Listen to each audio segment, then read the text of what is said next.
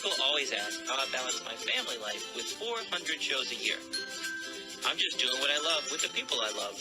It's my magic life.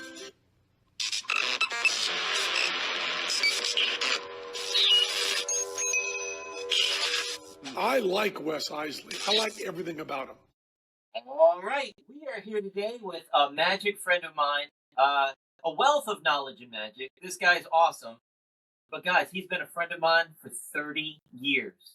Yeah, we don't see each other all the time, and it might be a couple years in between, but we've been friends for 30 years. Everybody, it's John Kingry. What's up, buddy? How are you? Doing pretty good. Dude, I'm doing the math. It's been 30 years. That's hard to believe. Isn't that crazy? So the first time I ever saw John perform was he was doing an illusion show. This guy was like Copperfield in my eyes because you were doing a full, like, not a full evening show, but it was like you probably know better than I know. You were a spot in the show, but you were the illusionist in the show. And I remember that's the first time I ever saw Shadow Box done. And I was in the back of the room, and I was like, wow, that is awesome. Tell me about that night, John. Do you remember that? Yeah, I do, and you actually have that right now. I do. I have it now. But I gave you that shadow box. But tell everybody, how cool is that? Well, it was a show we did for about 5 years. It was for the Wells Theater in Norfolk. It was a fundraiser, and I'd build one big toy a year and throw it up on the stage. And a lot of people thought that I was full time, but no, I'm just a part-time freak. Well, that's what Natalie was asking. Is he full time? I said no. I think he's like a lawyer, investment banker, or something. What do you do as a real job? I can't remember. I'm a hobbyist out of control. I'm an investment consultant. I'm on the private side. I've got like 30 high net worth families, and that's all I work for. So that's pretty awesome. See, I only talked to you about magic, so I know you've told me about that before, but it's in one ear, out the other, and then I'm focused back on magic. Sorry. Right. When I hang around with that's okay. Friends, it's all out. That's why this is so nice. I get to actually learn about my friends that I've known for 30 years. You have a real job? What is that like? Yeah, what's that like? So tell me about your start in magic. How did you get started? I would say probably my dad let me watch the Tony Curtis Houdini movie, and that was it. I started ordering stuff from Top Hat Magic Company, and then it went from there. Where was Top Hat out of? I have no idea. Oh, yes, I do. It was out of Evanston, Illinois. I just got a magic collection. It had a whole bunch of Top Hat decks of cards. I'm wondering if that was that from the 80s. Yeah. This guy's collection was mainly from the 80s, so I don't know. So when did you get started doing magic, like professionally?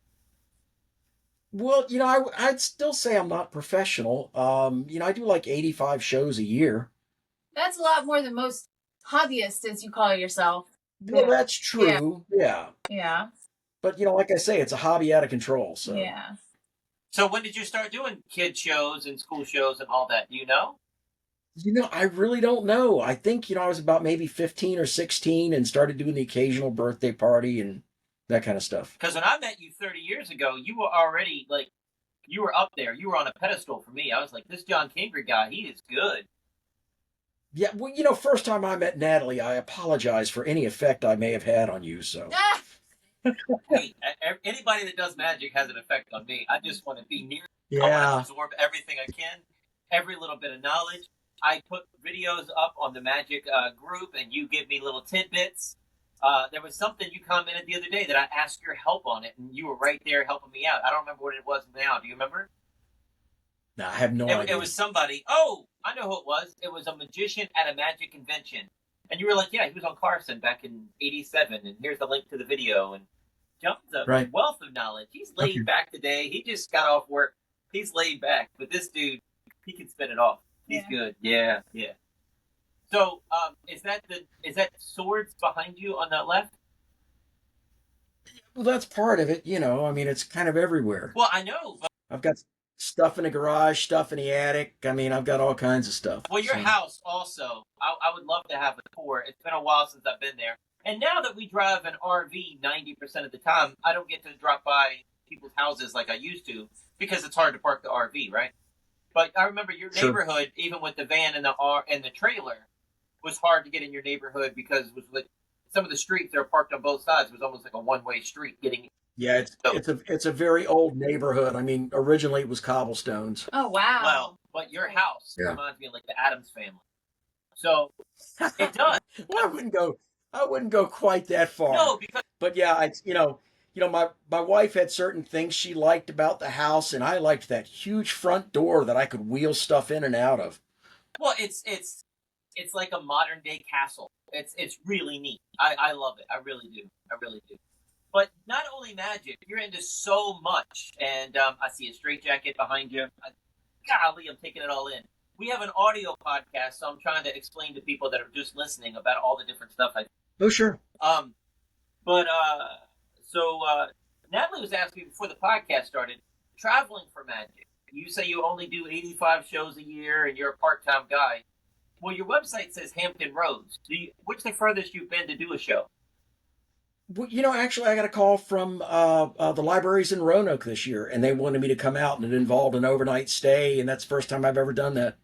Did you enjoy it? Yeah, I like being home. Yeah. I'm one of those guys. Yeah. I've got my rabbits, I've got my birds, I got 2 cats, I've got a koi pond. I've got, it's summer. I've got 45 bonsai that need to be watered up to 5 times a day. Tiny trees, a little bit of soil. So That's crazy. anytime I leave town, I've got to set up water timers and all that kind of stuff. I didn't know the I say it wrong. I say it American. Bonsai. I didn't know they took that much work. I knew it was a lot of manicuring, but I didn't realize 5 times. Now, it's not so much manicuring. That's where most people make the mistake. They trim the trees too much and they kill them. You got to let them grow. If you don't let it grow, it's going to die. You let it grow, you prune it back. See, you look at a book and you're seeing this picture of like a minute out of its life in the year. Okay. And that's where most people make the mistake. They try to keep that tree like that all year long, and you just can't do it. You got to let them grow, and then you cut them back, and they go through winter dormancy. But, they're in very shallow pots and a very fast-draining soil. So you can't have too much water in there, but you have to have just the right amount at just the right time. So I'm not watering every tree 5 times a day. I'm doing 5 checks a day. So when I went to your house, you said you had 45 bonsai right now? Yeah. It's a lot. It's a lot.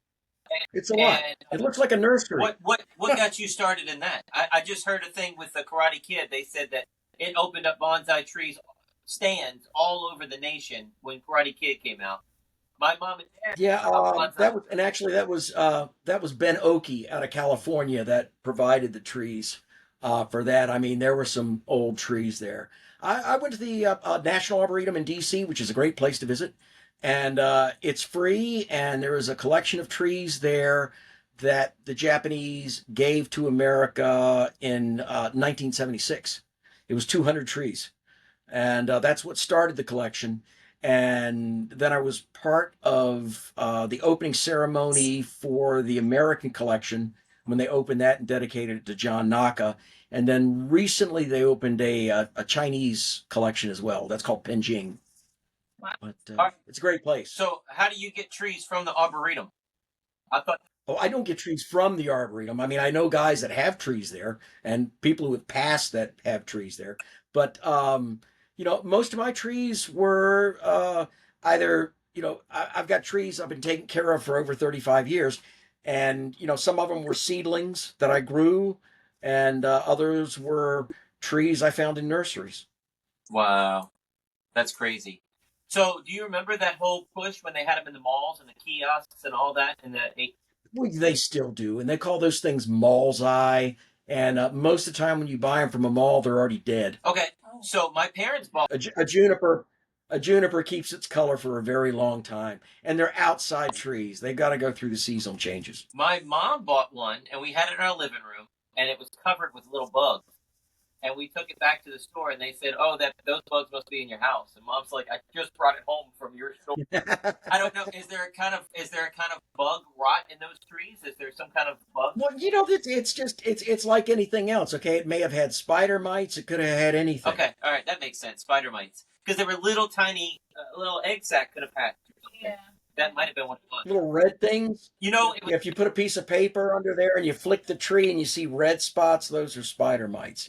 And they'll suck the life right out of a tree. that's what it was. It had to be. It had to be. I was 12, but yeah, they were little red bugs, little bugs, and Mom had never seen them before. Yeah. But yeah, everybody wants a bonsai inside, and that's the first mistake. They're trees. Wow. Wow. They got to be outside. You can bring them in for an hour or two and then back outside. So, are you on Facebook groups for bonsai and all this? I mean, it's not just a hobby. Oh yeah. Oh, I'm on so many Facebook groups. Well, anybody that checks out my my Facebook page sees I'm a cooking freak too. So I got all this written down. I don't. All right. So tell me, somebody, you and your wife, just your wife. I can't remember. Somebody was a bodybuilder. Who was that? Is that both of you? Now, what was that? A bodybuilder?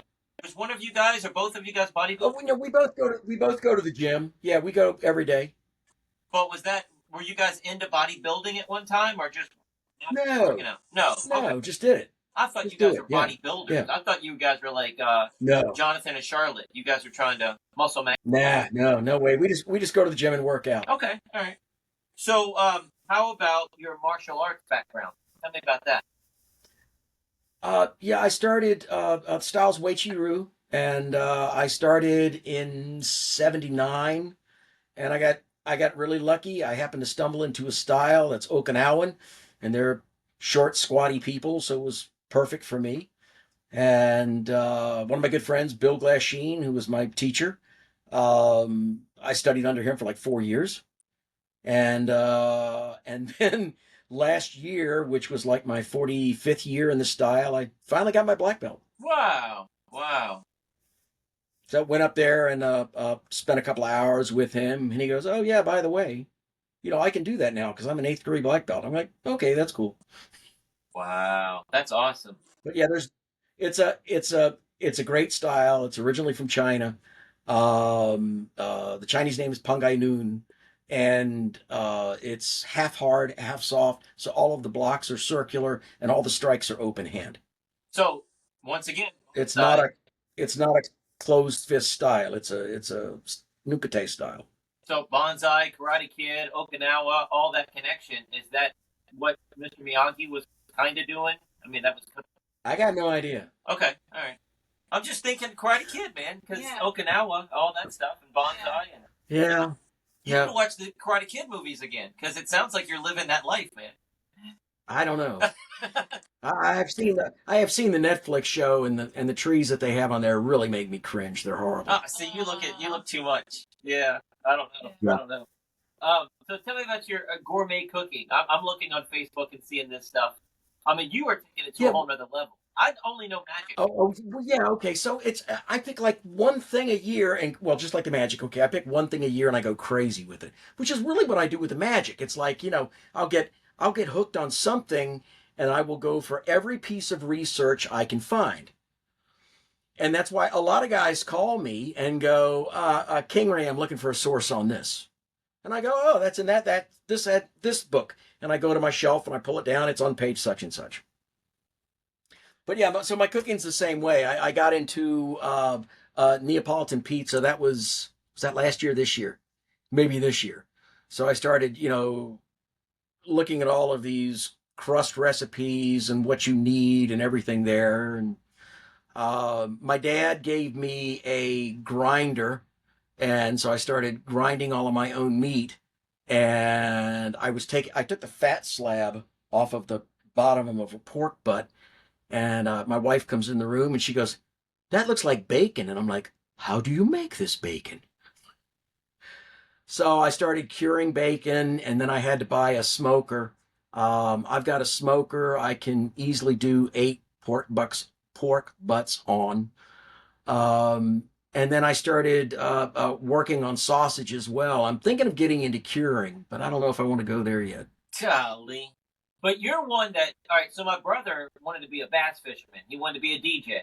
And then all that stuff just sets and it's gone. All of it's gone. He sells it, Craigslist, whatever. Right. When you start one of these projects, I mean, it's a lifelong journey. Yeah, it's just another thing. I don't know how you have time. How the heck? Well, you don't sleep much. Well, your kids are grown up, right? How many kids do you have? Yeah. the youngest daughter last year at Virginia Tech. Oh, sweet. Nice. So That's awesome. And you have 2 kids? 4 girls. Wow. 4 girls. Now they all. Yep, 2 are married now, and now I have 2 grandkids. Oh, sweet. Are they all in Virginia still? Hampton Roads area?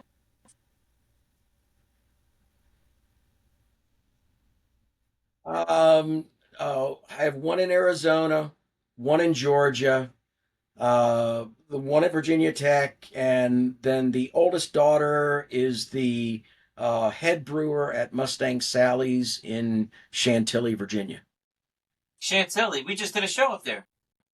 We're up in Northern Virginia. Okay, yeah. Yeah, yeah.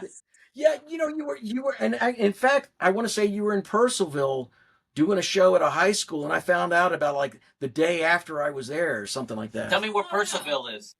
Where is that at? Little teeny place, Northern Virginia. Okay. Yep. I don't even know where I'm at half the time. I did a Facebook Oh, I understand. Yeah, post the other day. I said I had a great time at the library today in Falls Church, and Natalie said, No, it wasn't Falls Church. You said Alexandria. I said, oh. I don't know where I'm at. I just follow the navigation. Yeah. I get out, do the show, get back in the car, and go. I don't know where I'm at. I know the Right. name of the library. It's all about the unload and the load. Yeah. Well, the That's driving weird. for us. I mean, Northern Virginia is 2.5, 3 hours away. So now you're at an 8-hour day for a 45-minute show. Yep. So people don't have a clue. They don't see any of that. And this week coming up, we have we're going to be in your neck of the woods. So we have to Yes. Yeah. talk after the podcast. Yep. You'll be in Newport News. Let's all go out to dinner if you're able to. We'll have to figure that out. We'll talk after the podcast. My calendar has gotten crazy. Yeah, we're gonna have to work that It won't out. work. I thought I was open this week, and yeah, now I'm Well, not. we have this hangout time. So Yeah, it's good. with your black belt, did you learn any weaponry in that Okinawan style? Because I know you have weapons there. You have, and I'm not saying. Yeah, I do. Yeah, but Weichi-Ryu is not traditionally a weapon style, but but I use chuck, sai, bow staff. I also mess around with swords, but that's not all part of that style. So Wow. Was that just another year? You just started picking up. You just picked up a different weapon every year. well, I actually started messing around with that kind of stuff before I started training in Weichi-Ryu. So I used to do a weapons class in Charlottesville Wow. on Okinawan weapons. Oh, I didn't know that. So what? Oh yeah, and they're all all the Okinawan weapons are traditionally farming tools. Oh, interesting. So is the sai an Okinawan weapon? Yes, it is. Yeah, the sai is a got one back here. A sai. One of the Ninja Turtles had a sai, and I just thought it was the silliest Right. weapon. But see, okay, so what they originally were, they held the leather straps that came off the oxen, Okay.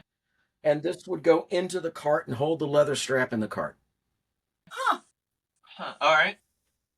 So, and the chucks, actually, women use the chucks to beat grain into flour. So the other part of that was like a trough. And the kama were to cut the grain, and bow staffs were for fishing nets.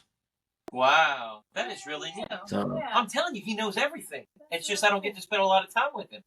And all right, so this is how much he's into Okinawan culture, and but he knows this much about magic too. I'm yeah.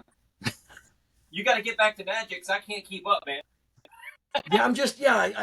I delve deep. You do, like so deep. And I go over to his house, and it's like I have 45 minutes, and I leave, and I'm driving home for 2 hours, 2.5 hours. I'm like, man, I should have asked him this. I should have asked him this.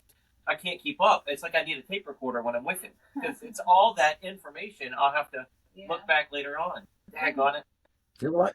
I always say I've got more levitations than anybody in the state of Virginia. So Wow. So, have you seen the new levitation? I don't even know what it's called, and because we have non-listeners here.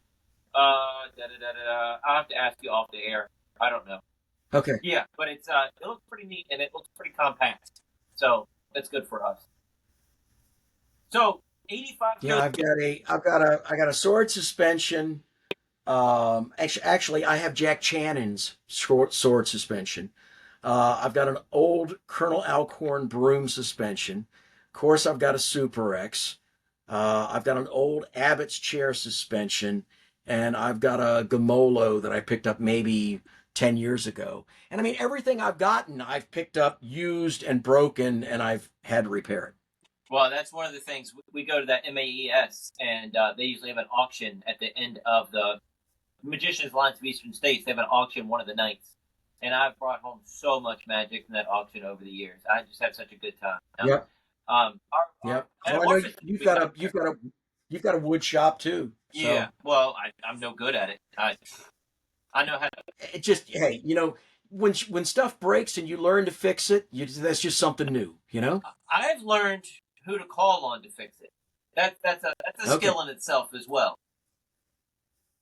I get a lot of people calling me to fix it. Okay. No, I can't drive 2.5 hours to get you to do it. No.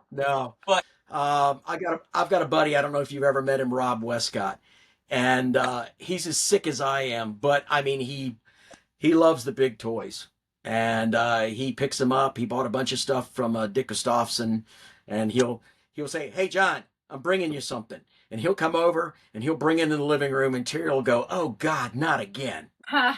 But I redid an old chalet Temple of Benares for him last year, and it was destroyed. And it was the first time I had ever worked with Duvetine, and I had to buy this industrial canister of contact cement that has all of these warnings on it. I don't know if you've ever read any of them, but it's like, do not open this anywhere near a spark, only use it outside. And it's like, wow, what is this stuff? Wow.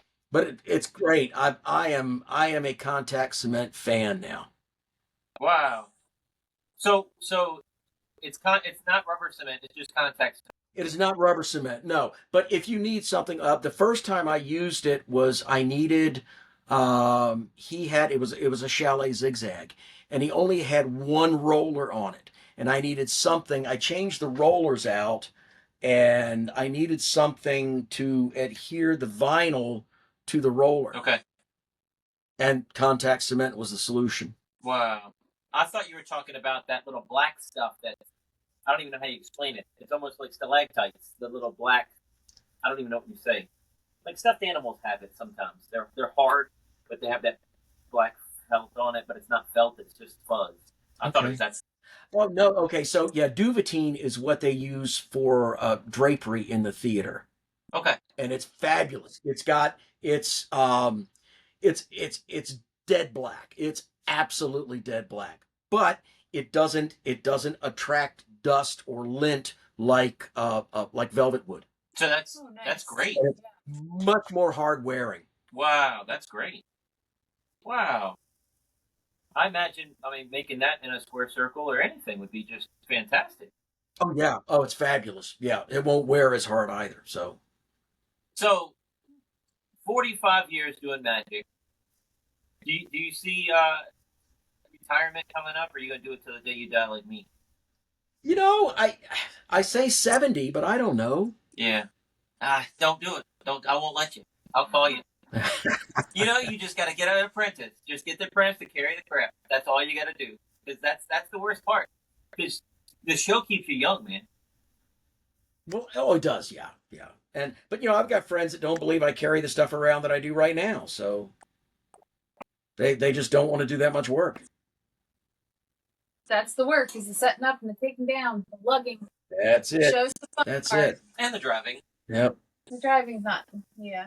Podcast. Yeah, the driving. Podcast. I'm not a big fan of the driving, so. Well, and then I'm working for NASCAR this coming up Saturday, so that'll be interesting. Oh, that's fun. are you doing like a trade show type thing, or are you doing a show? They hired me to do walk around magic at the Richmond Raceway. So is that like box seats, or are you actually? I have no idea. That's great. They booked me, and and they said, call this number when you get there, and we'll pick you up and bring you in a golf cart and show you where you work. And I went, okay. Just let's do it. That's Nice. awesome, man. That's great. So this is the first time working for them. First time working for them. Okay. Yeah. All right. Wow. That'll be fun. See, I bring the whole crew with me when I do close-up. People think I'm crazy. But it's the drive-in to and the from, and the dinner afterwards. I don't want to eat by myself after a show. So I have them come with me. Okay. You know, Yeah. we'll do close-up magic. I have the kids set in the car. I'll be back in 2 hours. You guys, it's like sitting in the living room. They're in an RV. So they're literally playing video games, eating snacks, and then we all go out to dinner, and then we go home. So it's either that or leave them on the couch at home, and then they're just sitting there eating snacks, watching TV, playing video games. It's exactly the same. But then I have my wife with me, and she can take pictures at that close-up gig for everything, for social media. That's good. That's great. Yeah. But yeah, I always used to take one of my girls with me because, you do a show and, you don't know if you're going to have somebody that'll fit on a chair suspension or not, Well, and today... You got to be ready. Today, you just don't know weight. You don't. No. I mean, there's 10-year-olds that weigh more than I do. And it's like, I don't know. I don't want this thing. Yeah. I don't want something cracking, breaking, happening while the kid's up there. Right. Yeah. Well, see, I've got the Abbots, and that Abbots will hold me. Yeah. And mine probably will too, but I'm scared to death when the kid's bigger than me because I usually pick them up, put them on the table. I can't pick a 300-pound kid with. No, yeah, you got to you have to pre-show. Well, you do it extra for the kids, for the birthday kid, and then you get there and the birthday kid is 300 pounds. You're like, oh no, Mom. Yeah. And, get bitter. And I've had the same situation with the Harbin sawing, where there's nobody that the stocks will fit over. Oh wow, yeah. That's not good. That's not good. So, who are your magic influences growing up, or in your? You have so many. I knew you were going to ask that. But see, okay, so the magic I love and the magic I do are really two different things. That's fine. Because most of the magic I love, I don't think is commercial. Okay, like? I'm a card guy. Okay. And I think most sit-down card magic bores regular people to tears. Yeah, if you're doing all cards. Yeah, well, I mean, I've had the opportunity to sit with Darwin Ortiz, and almost got the opportunity to sit with Martin Nash. They were going to bring him in town, and they called me and they said, "Hey, Kingry, would you be interested in seeing Nash?" I said, "Not only interested, I will pay for the trip." And he had an auto accident and didn't make it in town. Wow. Well, doesn't Aussie win? Isn't all of his show cards? Well, he does a lot of mind reading as well, okay. I believe. Okay. I haven't seen his show, but everybody says how great it is. I'm one of those guys that, as a lover of magic, to put a card magician DVD in, I have to take it in chunks. I can't do it. I can't sit there. Yeah, and I mean, there's a lot, and I love watching Darwin Ortiz's stuff, and there's a lot of guys that just they didn't like how involved everything was. Yeah. It's like, okay, and I've seen people perform, and at the end of the effect, you go, okay, wait, I think I missed the magic. I don't know what happened. Or, as a magician watching for the move, I was so bored, I didn't even care to look. I was just, okay. I zoned out. Yeah. And so, of course he fooled me, because I zoned out 20 minutes ago. That routine was so long. Right. I've had that too. Yeah. Yeah. So what about... But yeah, and I think a lot of that has to do with people's attention spans anymore. Yeah. Yeah. They have very short attention spans. Well, and then with me, with close-up magic, I cut my teeth in restaurants, and you got to go, because the food could come in, the kids could spill a drink, this could happen. And with a restaurant, everything's got to be segmented. Each of your routines has to be able to end at any point in time, and something has happened. And I got to hit the next table, and I got to go. And then you do street festivals, and you're competing for the waffle machine or the snow cone machine right across the thing, because one kid doesn't want to see magic, but the rest of the family does, and they want a snow cone. So you're trying to get maximum magic in a short amount of time. You don't have time for a 4-minute card trick, much less a 10-minute one. Right. Yeah, I did like 8 years at Beach Street, where you had to draw a crowd in, do a show, and then disperse them. Now, they paid you there. You didn't bust. No, yeah, that is a paid gig, and it was not. It was a great place to work on routines. It was tough. It was a very tough gig. Yeah. You know, if you had to use the bathroom, you had to carry your garbage with you because you were afraid somebody was going to steal it. 100%. Yeah, and you know, in a lot of nights it'd be like 90 degrees, and Well, it was tough. that's something people don't realize, and we do it all the time. And when I'm taking a trip to the car, and we're taking, you know, it might take us 2 trips to the car, especially illusion shows. It takes us multiple trips. Everybody's in the RV watching television, hanging out because the show's over. We get them out of the car. They can change diapers and get comfortable in the RV instead of the green room or the corner that they're setting in. But my little girl sits behind, and she is guarding everything. Because I've seen janitors try to go through my stuff. I've seen dads try to go through my stuff. Yeah. So she just guarded. I did. Yeah. And I did a show in Petersburg, and it was kind of a weird thing. It was a dance contest, and they wanted magic in there. And I, you know, produced a few doves, and we did a broom suspension. And I don't remember all what else, but you know, they had a setup room, and we left that setup room, and I took everything with me down to the stage. And they go, "Why are you doing this?" I go, "Well, I'm going to leave right after this, and I'm not going to go back up to the room." I'm like, "Oh, that's cool. Okay." And then the next day, one of the guys calls me and he goes, "Did I happen to leave my laptop in your gear?" Well, no. Why? He said, while we were on stage, someone went up to the room and stole everything. Oh, yeah. that's show business. You don't leave your wallet in the dressing room. That's an old George Burns line. Never leave your wallet in the dressing room. Yeah, you don't do that. Nope. Yeah. God. That Same guy I was talking about earlier, Rob Westcott. I helped him. I was his guy in black for a show a couple of years ago.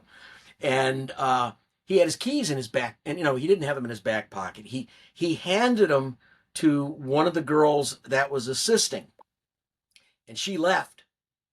And we were sitting there out in the parking lot at 1 a.m. while I don't remember what happened. My wife came back and drove me somewhere, and we got the keys and had to come back. But and I told him the same thing. I said, my keys live in my back left pocket and never leave there. Yeah. Yeah. That way you can always get home. That's golly. That's a bad feeling. All right, so mine is lettered. My van's lettered. My RV's lettered. My trailer's lettered. If I break down or can't get in, aren't you a magician? Can't you fix it? That's the worst, man. That's the worst. So Every time. I don't have OCD, but I do when I'm locking my car because I'm checking for keys. Like sometimes I won't shut the door. I'll check 4 times because I'm paranoid because everybody in the mall will come out and see the magician stuff. Everyone. Yep. You got to. Yeah, I got a free tank of gas that way one time. We stopped at a gas station, and the girl had locked her keys in the booth, and she was crying. She says, "I'm sorry, I can't get any gas, and this is the 4th time I've done this week, and I'm going to lose my job." And I go, "No, you're not." And I got my lockpicks out of the glove box and opened it up for her. So I got a free tank of gas. Isn't he awesome? Isn't he awesome. awesome? That's Yeah. awesome, man. You know, I have all this lockpick stuff. I even got Lana a lockpick kit. I got very into it for a Yeah. minute. She got into it for a minute, like 2 days. Yeah. And now it's just another thing underneath her bed. But it's fun to tinker with, but I don't think I could save anybody with a lockpick kit. I can get out of handcuffs. It's a good skill. Yeah, well, and then you got to carry them, and then what do you carry them in? And then I have these little wallets to carry them. I have a little credit card thing to carry my picks, but it's all in my collection because I don't have pocket space to carry everything. It's. Oh yeah, I don't carry them anymore. Okay, all right. Yeah. I stopped a long time ago. Well, do you have videos of you with your martial arts and your especially your weapons training? Do you have any weapons video of you? I would love to see. I don't know. Golly. No. I just because on the podcast I've got like a really old video. It's got to be like, I don't know, 8 years old of doing a kata, and see that. Okay, so that was the cool thing. I injured my arm, so I had to stop lifting for a while, and my wife is like, you're going crazy. You got to do something. and she had just joined the Y because they had a pool and the kids were playing it and stuff. And I go up there, and there was an empty room. The place was brand new. They hadn't started doing any classes or whatever. So I started going back in and relearning my kata just so I could do something to work out why my arm was healing. And I mean, and that was the cool thing, because I went on YouTube, and all of these, there were videos of all these long dead Weichi masters on there. Wow. So I was able to get back up to speed. And yeah, now Weichi only has 8 kata. It's not one of these things that has like, 60 different forms. But so I was able to get back on track and relearn everything. So It's funny. Your wife says, "We need to get you doing something. You don't have enough on your plate. You're watering your trees 5 times a day. You're practicing magic. You're building tricks. You're working a real job, doing Cooking. shows, doing cooking. Yeah, yeah, then I hit the kitchen about like 4 o'clock and figure out what I'm going to make for dinner. wow, golly. Well, another thing I saw that I didn't know, that I saw a video of you, so I know you can do it. Contact juggling. I had no idea you could contact. Oh yeah. When did that start? Yeah, I picked that up a few years. I don't know, 5, 6 years ago. It's one of those things I'd always wanted to learn. I saw a video of Michael Motion doing it on PBS years and years and years ago. And then, of course, everybody says, David Bowie on Labyrinth, but that was really Michael Motion. Yeah. Which, have you ever seen the video of him doing the contact juggling in Labyrinth? Around him. Yeah, around it. Yeah, he's just got a big box of balls and just, and that guy used crystals. That's crazy. You haven't seen that video. No. Imagine contact juggling, but they're reaching around him and making it look like David Bowie has. Yeah, it's making it look like David Bowie's doing it. Yeah. So he's doing it blind. And he's doing it blind. Right. Yeah. It's crazy. Yeah. Nuts. So we got to talk about magic. But yeah, juggling. Every martial artist I meet, even boxers, I go, "Do you juggle?" And they go, "No. Why would I?" Because it's an amazing exercise for hand-eye coordination. Well, it's also meditative once you get into the rhythm of it. It's kind of meditative, isn't it? Do you feel that way? I think it helps shorten the synapses. Okay. You fire quicker. All right. You know what I have that I love, and I want to tell Ken about it, but I'm embarrassed, and I don't know if he'll do it, so I'm going to say it publicly here. But there's this stupid boxing thing. You strap this Velcro thing around your head with a bungee cord, and you just box it, and the ball comes right in your face, and you hit it. Dude, it is so much fun. It is so, you can work out, but they have different speeds, like the tension of the thing.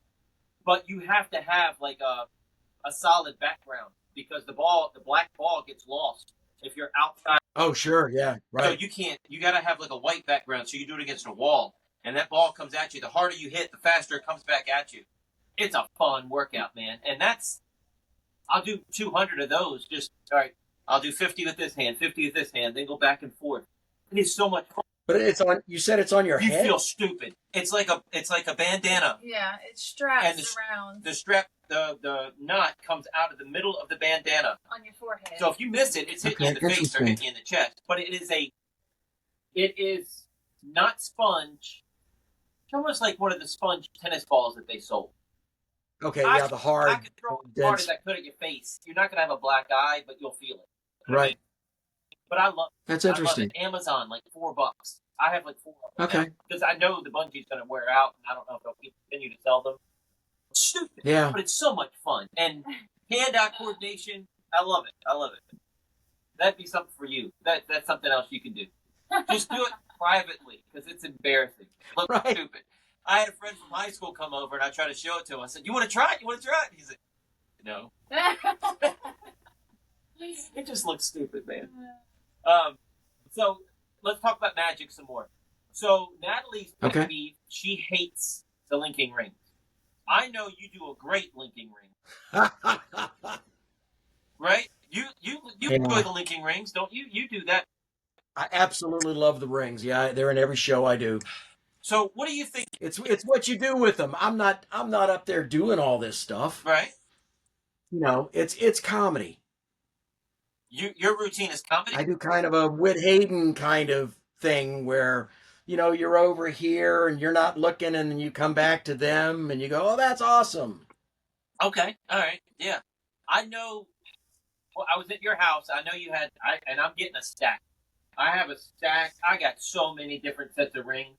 I got locking rings and linking rings and bracelets and 8-inch and 12-inch and 16 inches.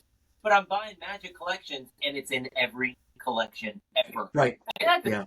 And a lot of people buy it and don't put the work into it. But you see it, they do it in their show anyway, and you see it in everybody's show, and you're like, that's what. Yeah. Oh, and you see miserable rings. I've seen some of the worst performances ever. Yep. Uh-oh. That's what gets Is that on my me or nerves. you? Everybody does it, no That's matter me? how bad they are. I'm seeing something hang up. Hold on. There is a storm going through here. It might be Okay. us. I don't know. You're 2 hours south. I don't know. You broke up. Say it again. Okay. Yeah, I see. You see horrible linking ring routines. Well, and then at a Magic convention, you also see, the competition, and the young kids trying to do it, Right. and you just feel it. It just sucks the air out of the room, and it's like, again and again, and the same move over and over, Right. the same groovers over and over. I don't know, but the older I get, the more I really start to believe this, and I wish I had learned this in elementary school. But people say, "Oh, I don't like Magic," because they saw a magician do horrible once. Right. There's horrible everything, and I wish I was taught that, right? So you might see a magician do amazing card magic, and it is the right amount of time for you, right? It might be 30 seconds. Your limit is 3 minutes, and it's the best magic you ever saw. Then you see another guy that does a 30-minute card trick, and you lost interest. But there are Darwin Ortizes out there, and then there's everyone else, right? But there's Right. bad teachers. There's bad cops. You can't say all cops are bad. You can't say we have to homeschool because all teachers are awful. Right. I just wish Sure. I'd have learned that in school. And I really, But I mean, even as but an okay, adult, so I think I fall into that trap myself sometimes, saying, "Oh, I don't like opera music." Well, how much of a chance have I given opera music? It just might be that one. I don't know. yeah, but back to the rings, it's just a tool like anything else. Yeah, well, And it all depends on what you're doing with that tool. And for years there were vaudeville signs up that said no egg bags. But the egg bag is a great routine. I didn't know about that. Oh yeah. I know cruise ships had a rule about banana bandana. Oh yeah, everybody. Yeah, right. Well, there's a lot of agents. And if they see that, or the bowling ball, or so much magic has just been done to death. Right. Well, the bowling ball is a great trick. I've never done it because I've seen it so many times. Right. We didn't want to do metamorphosis. We talked to each other and said that's one we don't want to do because everyone does it. And then I was at a Magic convention and got one dirt cheap, and I said, well, if we're going to do it, we got to do it right. And I really did not know how much work goes into a metamorphosis. Looking at it, knowing how it works, and doing it well, is two different things, man. Two very different things. It's a workout. And boy, you get beat up doing that trick. Yeah. Natalie absolutely loves it. Natalie would do it in every illusion show we do. It's fun. It's a fun one. But, yeah. And it always gets great responses. I mean, always. Oh, gets fabulous responses. Yeah. So. But I got a video on my Patreon where I go to catch it. We're practicing. I'm one that I don't drink a lot of fluids when I'm working. If I have 5 shows a day, I just won't drink. I'll take tiny sips because I don't want to have to pee in the middle of the show. That's a phobia of mine. But it also, I get migraines. I get dehydrated. It's bad, especially. Right. And we were out there rehearsing, and I was videotaping over and over and over. Lana was in a high chair. She was an infant strapped in, watching us. We had my nephew babysitting. And I go to make the switch. She put me in the bag in the handcuffs. She locked it. She lifts up the curtain. She throws it. And I go to catch it, but we bumped. and I fall off the back and land flat on my back and knock the air out of me. She's locked in the box, stuck. Yeah. And it's And just. handcuffed at a point, like, Are you okay? you okay out there? But it was one of those things that lives in my mind. I'm terrified that's ever going to happen again. And it's so weird. It's a great trick. It's so weird. Yeah, it's a great trick. I love it. I'm in the box escaping the other day, and I'm like, after the show, I'd like Natalie to switch places with me once just to see what I do. Because she doesn't know what I do. I don't know what she does. If something ever happened, I had to train somebody else. I couldn't tell them what she does. It's Right. also weird. Do you close your eyes in that trick? Yeah, I think so. I think I close my eyes during most of it. Because you can't. Some shows, the stage lights and outside light is so strong, you can see through the cracks. But a lot of stages, the lights in front, you can't see.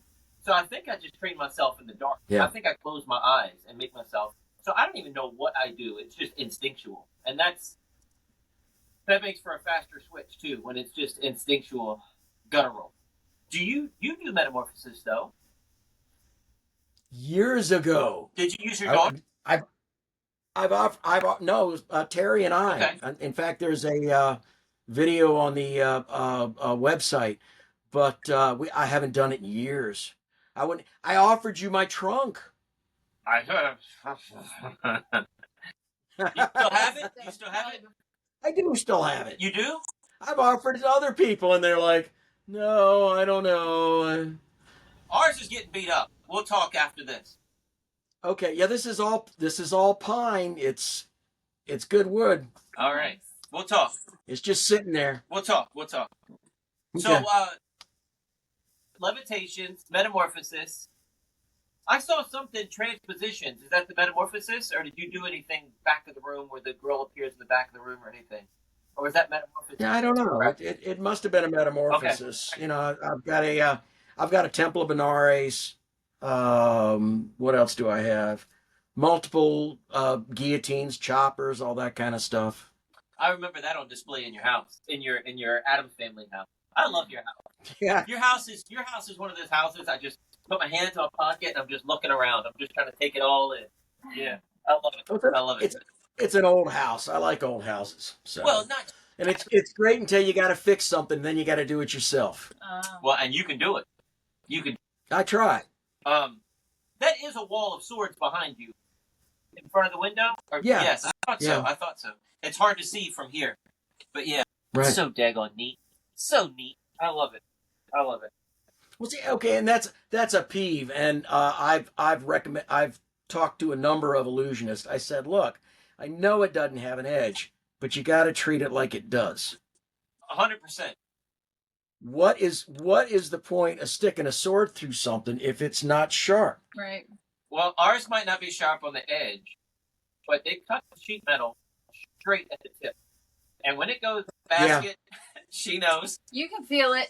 Right. It Yep. hurts. It'll get you. Wrong. Yep. It'll get you. Yeah. Did you ever do a sword basket? Never did a basket. No. We got one from Tilford, and it's cloth and it's small. My shoulders, I can't get into it. My shoulders are too wide. She's a foot taller than me, and she gets into it fine. Okay. But we love it, but we beat it up, and we need another one, man. But I don't like the big ones that look like a VW Bug. Right. That doesn't fool anyone. The hard. Yeah, I'm not crazy about those, but I mean, I love the chalets. They're beautiful. Are they big enough to fit 8 people? I don't like those kind. I don't think that fools anybody. Well, take a look. Look it up. I have to. It's a well designed basket. Well, it's actually off of trying to remember who designed it. I can't remember. So, but it is a wooden basket. Okay. Maybe that's what the Pendragons had. No, they had an Owen though, and theirs was an Owen on a table. The chalet does have the table, which takes up like the bottom 3 inches. Okay. And I mean, you can fit 2 people in a chalet, 2 small people. Wow. Get the boy. So you also give me doves in the past. We did that. We did that with the temple when my girls were young. we had Rachel basically laying down in the base. No, it wasn't Rachel. It was Caitlin, and so Elise did the trick, and then I taught her how to stand big and everything when she comes out, and then we closed it and rotated again, opened it up, and brought the other girl out. Oh, sweet. That's awesome. Yeah. That's awesome. And that was in the temple. Temple. Yeah. Yeah. We used that recently at a show in Newport News at Ferguson, and it was a woman who was the understudy for Glenda out of Wicked Wow. on Broadway. And so Elise was with me, luckily, because like you were talking about the sub trunk. I had no idea what goes on the inside. Yeah. I didn't know the process that Elise went through, and we buy a new illusion, and Natalie, I'm very proud of her because she gets, I don't know what you say, she sticks her teeth into it, and she won't let go of the dog until the fight is gone out of it. So she gets in this box, and she says, when I got the sword basket, I didn't fit. Well, she's a foot taller than me. And she said, let me try it. I'm going to do it. Let me try it. And she worked on that thing 2 hours before she finally got in the position. Figure out how to get down in there, yeah. Instead of just saying, oh, it's way smaller than we thought, and just give up on it. Sure. We got it for me. And then I couldn't figure out how to get it down. And you're like, well, maybe I can get down, and then you can get your shoulders in. I was like, well, we bought this darn thing. It's going to work. And we're going to make it work. She does. So I've also gotten doves for you in the past. How many doves do you have? Yeah. At the moment, 7. That's the only breeders I have is the ones I got from you. I just wasn't having luck, man. Yeah. Yeah, and I apparently mine are 2 inbred now. So the last ones that were born, which I don't even know if you were here when I had added the room on the back of the house for the birds. Okay. Because I lost my workers to a raccoon. oh. That had just happened. I guess. Yeah. Maybe. Did you have the room on when I was there? I think so. Probably about that, I think that so. raccoon issue. But that's, I take their eggs away. I don't think I want any more birds. Yeah. It's a lot of work. They're a lot of mess. Well, especially if you have them in an extra room now, because the dander and the everything they. Yes, right. Well, yeah. While that was being built, they were in my office, and I had stuff everywhere. It was ridiculous. Well, people don't realize it looks like somebody took baby powder to everything. Right. Yeah. Yep. And it's extremely harmful. So Fielding West, we saw him in Vegas in March. Yeah. He's on oxygen now. He has the black lung dove disease. Get out of here! He's got bird lung. He's got bird lung, and he's doing a documentary about it. He's still on tour with Lance Burton, but he highly recommends no one use doves because you don't need this. He's only allowed without his oxygen for 15 minutes. Wow. So other than that, he's on oxygen. And he borrowed birds from me when he was in town. I love him. He is such a great guy. And he says, you got the best birds ever. He said, I have never worked with birds like that. Well, I let him use one of my return flight birds. Wow. And he goes, I have never seen birds like this in my life. Oh, that's awesome. That's great, man. Yeah. That's great. Everything he does. I can imagine his doves being the best. Everything. Yeah, Joe Rogan has a thing, and it's one of his tattoos. I hear him talk about it a lot. But it's like a martial arts thing. It was a martial arts kung fu master. When you learn one way, you can take that and use it in everything. And I think that's what you've done. You've dedicated your life to magic and your business. And now you've dedicated that to bonsai. You've dedicated that to martial arts. Once you know how to do it and how to be strict, and I think it's like my brother, and I keep messing with him, but like he wants to be a bass fisherman. He buys all the stuff, but then he doesn't want to research. When he hits a road, he stops. When you hit that road, you know how to work through it because you've worked through it so many times. You know how to get to the level you want to be at. So then the road is already paved. You know how to do that road. So then you just take that to bonsai. You take that to martial arts. You take that to everything. Yep. You were awesome, dude. I think you're the best. Yeah. You're I'm awesome. just stubborn. Well, that's what I'm saying. You hit that roadblock and you keep going, man. Yeah. Yeah. Yeah. So, what ring are you with down there? Are you with an IBM, SAM? Do you go to meetings anymore? No, I don't go to meetings. Occasionally I'll go to an IBM meeting, and they only have about like 4 or 5 guys here. Oh, wow. Yeah, it's very small. Wow. Has it always been like that, or is that a recent? No. Oh, well, when I was a kid, it was huge. Okay. We'd all meet over the magic shop, and I mean, there were, 30, 40 guys. So what was the magic shop? Is that Winley's? No, this was downtown Norfolk. This was Earl Edwards' magic shop. Okay. I never saw. And yeah, but I mean, he knew everybody. You never knew who was going to be in there. You'd be in there on a Saturday, and Doug Henning would come in. Carl Ballantyne would come in. They all knew Earl. Wow. That's awesome. So I mean, it was like hanging out at Denny's kind of thing. It wasn't a big magic shop. He had an outside, where the cheap little toy stuff is, and then there was a rope, and you had to be admitted in the back, and Behind the curtain. yeah. But it was a great place. Wow. And I've still got a lot of friends that I met there. So what made you want to do as a career the investment banking when you were already doing magic? You just wanted to Because pull you to that. I figured if I had all the money I was ever going to need, I could buy anything I ever wanted. That's true.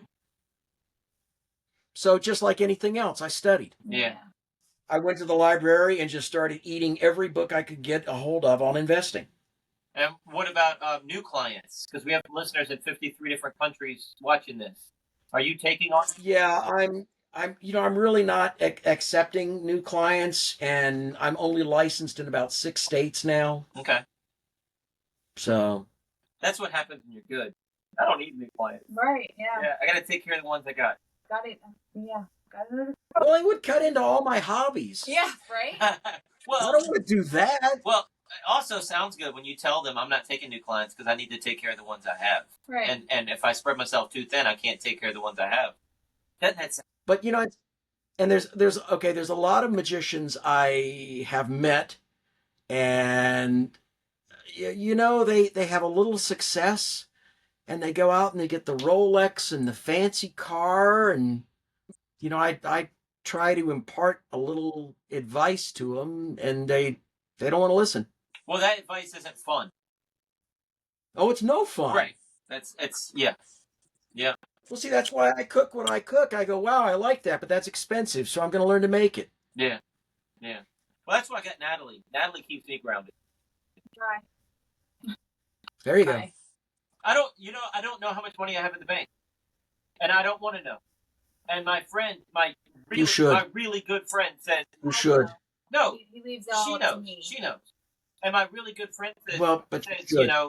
What about Natalie? You trust her? What happened? I trust her with everything. I have to. I don't know if she left tomorrow with everything. I don't know if she ran with $1 million or $500. I don't have a clue, and I'm okay like that, man. I really am, John, because I'm bad. When I met her, I had 8 different bank accounts because if I had $5,000, I could buy a new motorcycle. So I would buy a new motorcycle. But if I had 500 in 8 different accounts when I'm 19 years old, I felt like I only had $500. I couldn't afford much. In my head, that made sense, John. He's just shaking his head. Yeah. I'm shaking my Well, No, I do all of the money, which I don't know if it's a smart thing or not, but that's how it's ended up. But yeah, he has no idea. So Right. when I was in the hospital, I had to be like, okay, it's the beginning of the month. You need to at least go through the mail and find this bill, this bill, this bill, and this bill, and pay that so that you can keep the business up and running. And I'll worry about Sure. the rest of it later. You know about that, right? She was in the hospital for like 45 days. but it's investing like anything else. It takes a long time. Yeah. It's like, back in 03, when the wheels were coming off the train of the tech market, I put about $7,000 into Microsoft, and now that's worth like $175,000. Oh, wow. But it takes time Yeah. and patience. Yeah. So I'm a contrarian. You know, I bought Goldman Sachs during Occupy Wall Street. I always look at what's going bad right now and what stocks are cheap. But the companies have low debt and lots of cash on the books, so they can get through it. Yeah. Wow. See, I don't know how you keep up with all that because you got to research all of that too. You know, I don't watch any sports. I don't either. Yeah. Okay. Yeah. But that I still don't have time. So, but yeah. Take so, time if you're interested. Yeah. Yeah. Yeah. No, yeah. Right. So, I find making money very interesting. well, it's fun. It's fun. You know, to me though, John, it's really gotten to be. I could honestly say if I had $1 million check tomorrow, it goes to Natalie, so it means nothing to me, and I have to get approval for that, and that's better for me because I love my job, so I want more work. Right. You're probably not understanding what I'm saying though, because he's a money guy. Well, that's where that's where your motivation is. Yeah. Right. So I don't need the Rolexes. I might be able to afford Rolexes right now. I don't know. And I'm okay that way. I don't need a Rolex. You know? My motorcycle. Yeah, I drive old beat up cars that I work on myself. My motorcycle needs to be repaired, but it's been sitting there for a few years now because during our crazy busy season, which is the summer, that'd be a great time to, okay, I know we have extra money, Natalie. I don't have to ask her. I know we have money. Just take it to the shop. We'll get it, and we'll ride on our date nights and things like that. But then it gets to be, you know, the fall, and then we get back from vacation and back to regular schedule. It's going to get cold soon. And we just never get it fixed. But it's one of those things, man. We got to get my bike fixed. I'm missing it. Okay, I was thinking about buying a motorcycle when I was in college. And a friend says, John, what happens if you break a leg or a hand and you can't do martial arts anymore? And my martial arts teacher says, John, what happens if you can't handle a deck of cards anymore? I didn't buy a motorcycle. Yeah. Yeah. So we live out here in the country, and so you got deer. I saw a bad motorcycle wreck with deer. I was coming home from a restaurant gig, and there was a group of motorcycles, 15. A deer hit one. It knocked out 10 of the 15, just laid them off. Wow. He ran through a car dealership parking lot in Harrisonburg. You wouldn't expect that. You would not expect a deer to take you out. And, you know, and then we're next to the interstate to get to date night. We have to go on the interstate to go to Charlottesville or go to Richmond. And But, it's nothing like it, John. Have you ever ridden a motorcycle? Nope. It's so fun. You see everything. But see, you're a skateboard guy, too. I like having my feet on the ground. You know, I hit my head a couple times, John. It's not good. I go down the ramp and I hit hard, and then I had to drive home, and I'm like, I don't remember the ride home. I don't know if that's good. He's a much better motorcycle. Yeah, it's not good. Yeah. Skateboarder. That could be worse. And you know, you're on a skateboard, you feel like you're going really fast. Then you videotape it, and you look like anybody just skipping would be going faster. It's fun. It's perspective. Everything's perspective. It is 100% perspective. You feel like you're going really fast, but you're not. You're not. So John Kingry Magic.com, is that your website?